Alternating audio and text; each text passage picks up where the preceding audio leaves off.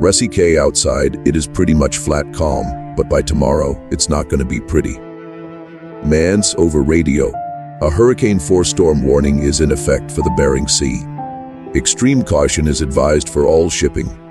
Wind 55 knots, increasing to 70 knots. Waves 33 feet, building to 47 feet by 1800. Mans, come on. No, stop. A thunder and lightning Rysikazine. This is our boat, the Aleutian Lady. She's been in our family since 1989. Very strong, very stout, very trustworthy. So, this is our beautiful little girl, Narrador. Captain Rick Shelford is a veteran fisherman who works out of Dutch Harbor, Alaska. As he gets ready to head into the most dangerous fishing ground on Earth, National Geographic has given Rick a camera so he can show us his story. Ryck, my kids are gonna get a kick out of this. I don't even take selfies on my phone. Let's try this out. Hope it works. Here we go. I am Captain Rick of the Aleutian Lady, and we are getting ready to go out and fish the 2019 red king crab season. I hope I don't make a fool out of myself. So, all right, I will talk to you later and have a good day. Narrador. The camera with Captain Rick is one of 1,000 that National Geographic placed with people who work at sea during one typhoon season, wherever storms might hit. What Captain Rick doesn't know is that soon he'll be heading into one of the biggest and most powerful storms in history. Phone ringing, man, good afternoon, COJ tops, JTWC, starting in the upper levels in the northern hemisphere. On the IR shot, we were seeing some extra spinning. Narrador, the Joint Typhoon Warning Center, is tracking a storm in the western Pacific from Pearl Harbor, Hawaii, which is the home port for the U.S. Navy's Pacific Fleet. Minute, this just came in. All right, Farakastar Kaidlan, wow. That has increased significantly. Narrador in this area, Hurricane 4 storms are called typhoons. The Joint Typhoon Warning Center is there to alert U.S. military assets if a storm is considered a threat. The new storm is still far from land, but its behavior is not normal. It has intensified much faster than expected. It was predicted to pass safely north of Guam, but instead it is heading west toward Asia. The officer on duty is Lieutenant Caitlin Fine. Menon, if this really is rapidly intensifying, Kaitelen. Menon, our next warning will likely be more intense. Narrator, this typhoon's fast growth has made it a special case and even given it its name. Hagibis is a Filipino word that means speed. As they watch, the intensification becomes even stronger. And it is just getting started. Kai Tilayan. We see rapid intensification pretty often, but this level of rapid intensification was very, very fast. This is Tropical Storm Hagibis at 50 knots on October 6th at 076 Zulu, and you can see it is wrapping, but it is not very well organized or very strong. 24 hours later at 160 on October 7th it is 150 knots, then 160 knots, then 165 knots. Narrador overnight. Hagibis has gone through some of the most rapid intensification ever seen. Its maximum wind speeds have gone up by 100 miles per hour, making Hagibis a Category 5 super typhoon. It is the most powerful storm of the year anywhere on Earth. At 950 miles across, it is one of the largest typhoons ever recorded. In just a few days, this large storm could make landfall in East Asia. Around the world, our cameras are with forecasters as they try to predict where Hagibis will go next and who is in its path. So, just one day later the model shifted a lot. From this, a bigger spread, our model guidance shows a straight northward path at the end through 120 hours. Then one day later, the model guidance has shifted again, showing a more clear recurve and landfall on Tokyo. Narrator, the forecasts all agree. In less than 3 days, Hagibis will make a direct hit on Tokyo, Japan, which is one of the most populated areas on Earth. As Hagibis moves toward Japan, the vessels that are filming for National Geographic have to react quickly to the news that it is coming their way. Good morning everyone. Naoretuar, the oil tanker BW Shinano, is heading from Kashima, near Tokyo, to China, but her planned route would put her on a collision course with Hagibis. Instead, Captain Talati decides to leave right away and head north, then west, to put the Japanese islands between her and the typhoon. Hagibis is now less than 24 hours from Japan. RTR. Japan is getting ready as a strong typhoon is expected to make landfall in the coming hours. Naoretuar, Japan, has issued its highest level of warning, and 1/3 of its entire population has been advised to evacuate or move to a higher floor. ERIC, everyone is quite concerned about how strong this storm is about to hit us. Naoretuar. Those who stay are rushing to board up their houses and businesses, and many fishermen across the country are moving their boats as far inland as they can. ERIC. The water in the river is moving faster than normal, and apparently there are going to be big storm surges. I am a little curious to see what effect this will have on the river. Like, is it going to overflow? Naoretuar Shinano's detour into the Sea of Japan means she is more than 400 miles from the center of Hagibis, but she is still feeling its effects. If she had not moved, things could have been much worse. As Hagibis hits cooler water and reaches land, its winds go down to the level of a Category 2 hurricane. But that is not enough to make Japan safe. As it makes landfall, the strong thunderstorms from inside the typhoon create a tornado. Naoretuar. Hagibis is very large and has spent a long time over open ocean, so it is carrying an unusually large amount of water, which then falls as rain. As its center crosses Japan's main island of Honshu, some areas get 3 feet of rain in just 24 hours. Rivers overflow their banks and mudslides cover houses. Flooding, rather than high winds, has become the main cause of trouble in this typhoon. Hagibis causes 15 billion worth of damage and 98 people lose their lives. Naoretuar. As Hagibis leaves a broken Japan behind, forecasters worry that this may not be the end of this unusual storm.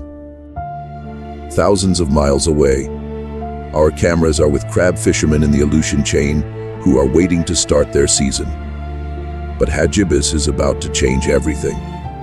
RICK. It's going to be a strong storm with a lot of wind and a lot of waves. Naoretuar, after causing damage in Japan, Typhoon Hagibis is changing. After it made landfall in Tokyo, we determined it was extratropical. Then in this infrared image from 1000Z on October 13th, you can see that all the convection is pushed to one side because it is being blown away by the jet stream in the upper levels of the atmosphere. Naoretuar, as it leaves behind the warm waters where it formed, Hagibis is going through a change. It no longer gets its energy from the heat of tropical waters. Instead, it is now powered by the large temperature difference where hot and cold air meet, making it an extratropical cyclone. It is less organized, more random, and much, much larger. Cyclone, and it is going to head northeast, carried by the jet stream into the Bering Sea. It is still moving with a lot of energy. Naoretuar, in its extratropical form, Hagibis has entered the jet stream and is being pushed northeast, straight toward the Aleutian Island chain and the Bering Sea, which is home to the Alaskan king crab fleet. OFFCIL, good morning. We are going to do a briefing at the lead desk. Thank you for your attention to this matter. Naoretuar. The Aleutians are west of the Alaska Peninsula. The National Weather Service in Anchorage calls an urgent briefing to issue warnings to the fishing fleet that Hagibis is coming. OFFCILs. Let's take a quick look at what is happening on the satellite. Things are relatively quiet outside our windows, but out over the Bering, things are starting to take shape with the remains of Hagibis. So that is our forecast issue of the day. Naoretuar. In less than 48 hours, Hagibis will enter the Bering Sea, bringing waves over 40 feet right where the crab boats will be fishing. The Weather Service sends out urgent warnings to the fleet to change their departure plans and stay out of the Bering Sea. The vessels that are carrying our cameras must make a choice that their lives could depend on. Either ride out the storm at sea and risk being rolled over by a wave, or crowd into the port where the wind could smash their boats together. Safety eind.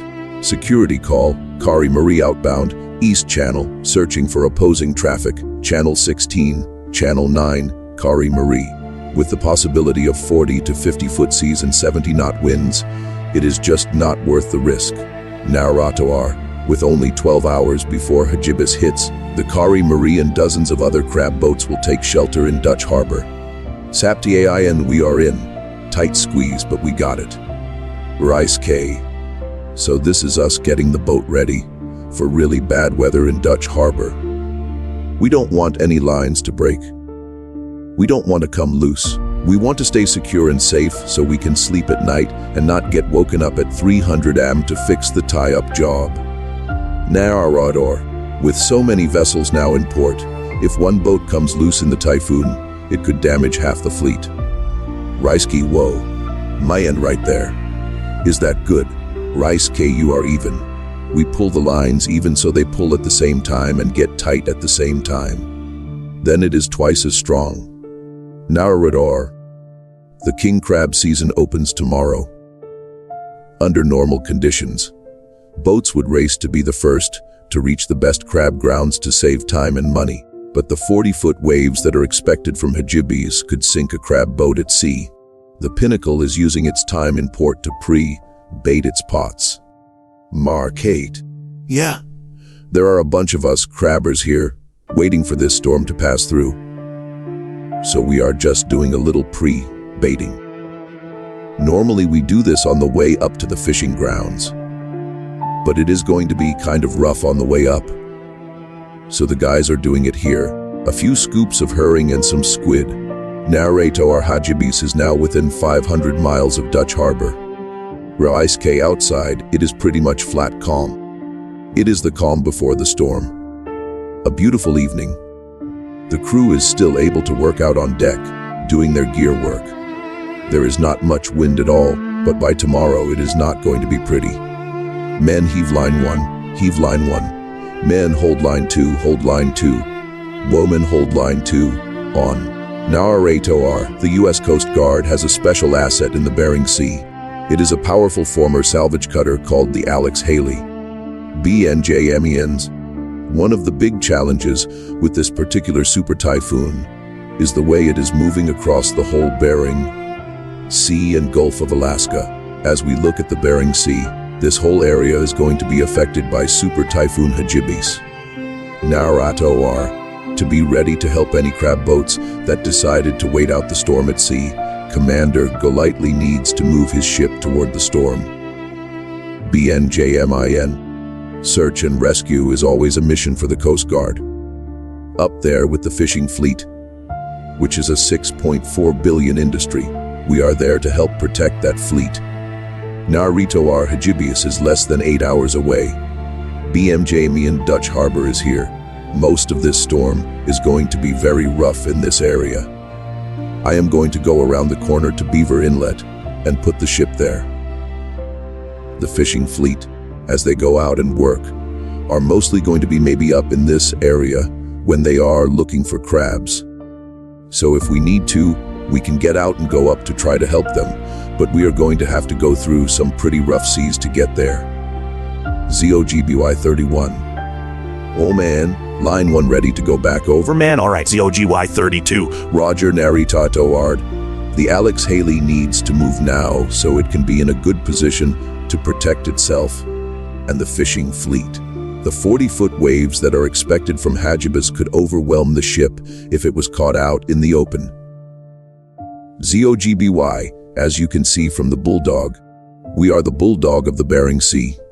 That is what we have nicknamed ourselves, and we are pretty proud of that. Naratoar. On its way to its new location, the Alex Haley gets a chance to practice the helicopter maneuvers it would need for search and rescue in a storm. Mito's radio chatter BNJMIN When winds are over 30 to 35 knots and seas are over 8 to 10 feet, my ability to launch a helicopter is greatly reduced, so we are always training and trying to build up that experience. Pete Rye CK's Alaska warning point, Anchorage weather. Good afternoon, sir. We have issued, or correction, we have upgraded our high wind watch to a high wind warning for zone 195. We are looking at winds of 55 to 65 miles per hour, with gusts up to 75 miles per hour. Roger that, Anchorage weather clear. NARA 2R, at the National Weather Service in Anchorage. The forecast is being updated quickly. Hagibis is moving farther north, but it has grown so large that it is pulling in another storm and directing it toward the Aleutians. Petra CK, here in the infrared image, we can see Hagibis. And this is our next storm moving into the Bering Sea. NARA 2R, when two large storms come within 1,000 miles of each other, they can start to circle around one another. This rare event can change the paths of both storms in a way that is hard to predict. As it gets close Seminary in Bering Sea, Hagibis has pulled in a second large storm system from Russia and sent it spinning in a completely new direction. Pietri KG, you can see the center of Hagibis starting to move ashore along the coast of Siberia. It is helping to bring down some colder air from Siberia. And as this storm starts to get really wrapped up, that helps pull in even more dry air. That area of hurricane-force winds will keep moving across the southern Bering Sea. NARA 2R, because of Hagibis's strength, the second storm, which would have passed safely over the western Aleutians, is now heading straight toward the crab fleet. Pat Rye CK, they were lucky and missed the worst conditions yesterday. But that will not be the case with this storm. It is going to come right over them. NARA 2R, for one hurricane season, National Geographic gave 1,000 cameras to fishing boats and ships working in the stormiest seas in the world. Right now, some of those vessels are in the path of the biggest storm of the year. One of our cameras is on board the tanker, Ardmore Dauntless, which is carrying a load of canola oil from Portland, Oregon, to South Korea. Ahead of it are large storms that have been stirred up by the remains of Typhoon Hagibis. Even with its high-tech weather systems and rote advice from Ardmore headquarters, there is no way to avoid the large waves. Captain Isaac is faced with bad weather in every direction. NARA 2R with bad weather all around. The Ardmore Dauntless is facing waves of more than 22 feet as it picks a path right through the storm. One of the busiest shipping lanes in the world goes right through the Bering Sea. It is the Great Circle Route, which connects the USA with Asia. Piedrisi Key, the Great Circle Route, is like a highway on the water, with a lot of marine traffic.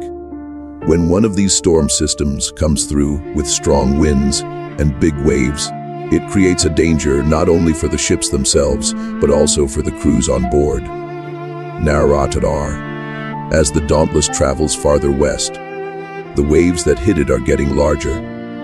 When a ship is hit by waves from the side, or its beam, it is at risk of taking on water and even sinking. NARA 2R, the Dauntless is now 250 miles south of the Aleutian Island chain, and the ocean is getting more and more rough. NARA 2R. The Dauntless is now facing waves up to 30 feet. Mariners who know the Bering Sea are aware that this shipping route has ended in disaster before.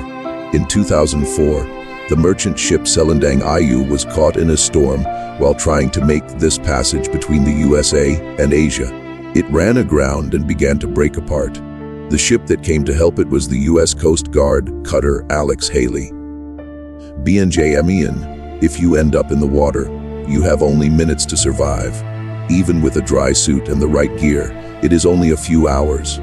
NARA 2R, they were able to rescue 20 of the crew members, but the ship, its cargo, and 6 mariners were lost.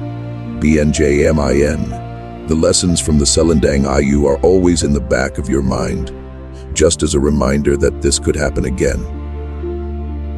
Rai CK, good morning. I probably look like hell, I didn't sleep well. Hurricane Hagibis has come to Dutch Harbor with force. Naratr Super Typhoon Hagibis, the largest and most destructive storm on Earth so far this year, has caused trouble in the Bering Sea. It has pulled in a second large storm system and thrown it right toward the king crab fleet that is hiding out in Dutch Harbor. Reich K. We keep losing our buoys because we are surging into the boat next to us, so we have to keep adding buoys so we do not hit the other boat, but it is rough. There were recorded winds this morning of 97 miles per hour, and it is just a challenge. Naratr, a few hundred miles to the south, the oil tanker Dauntless has reached the halfway point between the USA and Asia. Its route has taken it directly into storms south of the Aleutians. This far north storms bring not only high winds and waves, but also ice, snow, and freezing water. The Dauntless is dangerously exposed. Naratr. Very cold temperatures can ruin its cargo of canola oil. They can also freeze the firefighting and lifeboat equipment, making life-saving gear useless right when it is needed most. The Dauntless still has 10 days and 2,000 miles to go before it reaches safety. Men, how was it back there? Men, it was very windy and very cold. Men, and pretty rough this morning. Naratr. The movement of Hagibis through the Bering Sea has forced the fishermen in Dutch Harbor to miss the start of the king crab season. They have already paid for fuel, bait, and food, so they need to catch their full quota of the best crab if they want to make a profit. The faster we get this done, the faster I get to go home to my family, my wife, and my 3 kids. Marque, we have been waiting for this wind to die down for going on 3 days now, I guess. So anyway, I think we are about ready to leave. Naratr. But the sea is still very rough. The effect of Hagibis, followed by the second storm it pulled in, is that large waves are still expected in the Bering Sea. Naratr. Capsizing is the biggest cause of death for Bering Sea fishermen, and the reason this is the most dangerous job in America. It can get pretty rough out there, so we try to do everything we can ahead of time here at the dock to make sure everything is stable and secure. Naratr. With the pots secured, they head out into the freezing Bering Sea for the overnight trip to their fishing grounds. They are about to find out what Hagibis has done to the Bering Sea. Raisiki. So the weather started to pick up even more. We are getting gusts up to 45 miles per hour and seas up to 16 feet. So we are going to jog tonight and try to get some sleep while the boat moves and slams around. I am not looking forward to it. It is going to be tough. So, all right, I am going to bed. Naratr. All across the Pacific, ships are filming for National Geographic as they feel the effects of Hagibis. Menon. Captain, sir, officer of the watch. Given the increased sea state, spray, and relative winds increasing to 55 knots over the deck, I have placed the upper decks out of bounds, sir. Aye, sir. Naratr. The Canadian Navy vessel HMCS Ottawa is heading home to British Columbia from Hawaii after a long tour in the Western Pacific enforcing sanctions on North Korea. Siardadu Membiar wind ships UR-045. Naratr, but its route has it on a path straight toward the shock waves from the Aleutian storms. Baraluz. Okay. What do you have this morning? Jaiski Lin, lots of weather, sir. Here are some of the systems that are affecting us. There is this low-pressure system right in the Aleutians, and it has those very tight pressure gradients with strong winds, pushing a lot of waves toward us. Naratr. To get home on time, they have no choice but to go through the waves. The closer they get to home, the worse the conditions will become. Borrow dues. We have basically one route to get us home on time, so we will be going through some of that weather. So we are looking at waves of up to 6 meters, maybe more, as we travel home. Our Navy frigates are large and heavy. Instead of being thrown up and down on top of the waves, Their size allows them to push straight through waves that come at the bow, but doing normal work always becomes much harder in rough seas. Jace Clins, here we have the service analysis impacts. Basically just strong winds and projected 4 to 5 meter seas. It could still build from here, but there is still a serious impact on operations. It is not really good for launching the boats or anything. Any questions, sir? Barlub, you know. Okay, thanks. Jacqueline, thank you. CREWMBR, a systems engage. A systems shoot, may ends over radio, roger. The gunfire, CREWMBR, I think they were a little short.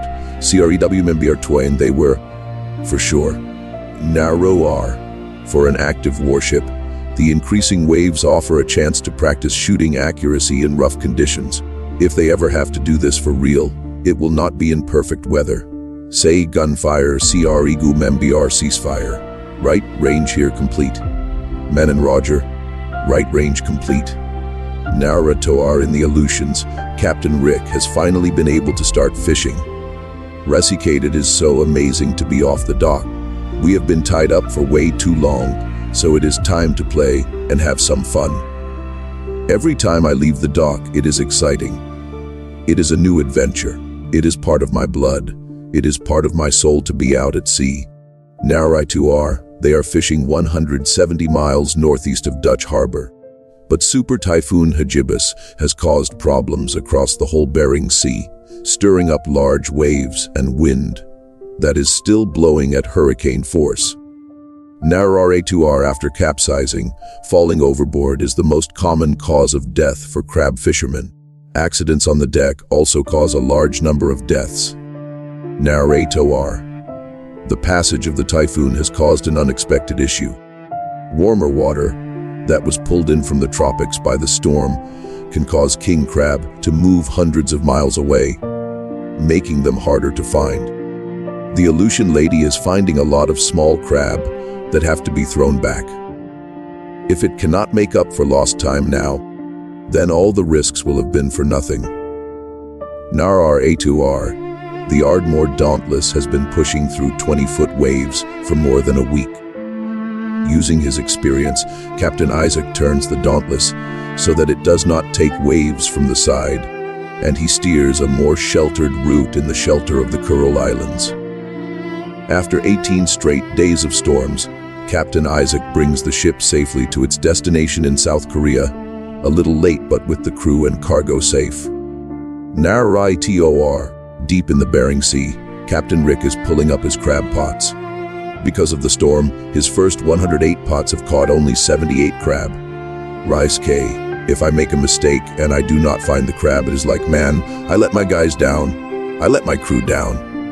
It is such a big responsibility. Rice K, you have to pick yourself up and always remember that there is tomorrow. I mean, you really never know if half a mile away or 1 mile away, you are going to find a lot of crab. You just have to keep going. Moars, this is a big one. It probably weighs 10 pounds. I thought we were getting $9 a pound for this, so this crab is worth almost 100. There is the crab in the tank. The tank is full. There are probably 70,000 pounds in there. Rice-K, you just always have to stay positive, because you do not know what the next day will bring, or the next string of pots, or the next pot. And look at that, I think we found them. Naratoar, HMCS Ottawa is taking a straight path home through the shock waves from the Alaskan storm systems. Jax Keeland, we are a warship. We cannot let a little bad weather stop us from getting where we want to go. Woo, it is like going through a car wash.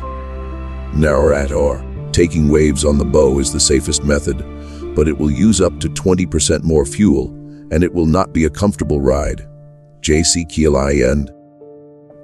It just makes life a little harder for people getting out of bed or walking down the flats, which is what we call the hallways on the ship, or even just standing in the shower and trying not to hit the sides of the shower while you are trying to rinse the soap out of your eyes as you are moving back and forth. We are just going to stay in conditions like this for the next few days. Nauratu are in the Bering Sea. Captain Mark Casto and the crew of the Pinnacle are still fishing in rough conditions. Marky, it is 1237 in the afternoon. It is a pretty good storm. St. Van Stephen Jamieson, Pinnacle. It is a little breezy out, so we will try to take you out there and see what happens. Naurator. Experienced fishermen like Stephen know very well the risks of the job. The constant stormy weather in the Bering Sea increases the chance that waves will interact and form unusually large waves. Naurator. Once the crabs are taken out, the pots have to be stacked and tied down so the boat can move to the next spot. On the Pinnacle, it is Stephen's job to tie them down so they do not risk tipping the boat over. Naurator. To balance on top of the moving stack of pots, with no safety harness and only a life jacket for protection, is to put your life at risk. Falling into the freezing water would almost certainly mean death. Naurator. After 5 days of fishing in the shadow of Typhoon Hagibis, the Aleutian Lady is about to dock with its load of crab. Ricey, it was hard to get in here. The wind was pushing us away from the dock, but we got in, and I am going to walk around and show you what we have done over the past 5 days. Hey, Bullet, grab a big one. That is it. There you go. Both of you hold them up. Big old spiders. Bielity sea spiders. Narar. The Aleutian Lady was the most successful boat that went out while Hagibis was passing over the Bering Sea. Hagibis finally broke apart over eastern Siberia as it got close to the Arctic Circle. It will be remembered as a record breaker for the flood damage it caused in Japan. Patrais Keiki, Hagibis went from tropical storm strength to a Category 5 typhoon in less than 24 hours. Naurator, it is the most costly typhoon of all time. Its effects were felt thousands of miles from where it formed, affecting lives and jobs across the Pacific. In a world where things are changing faster and storms are becoming stronger and harder to predict, Hagibis was a warning. It came from the deepest and largest ocean on Earth,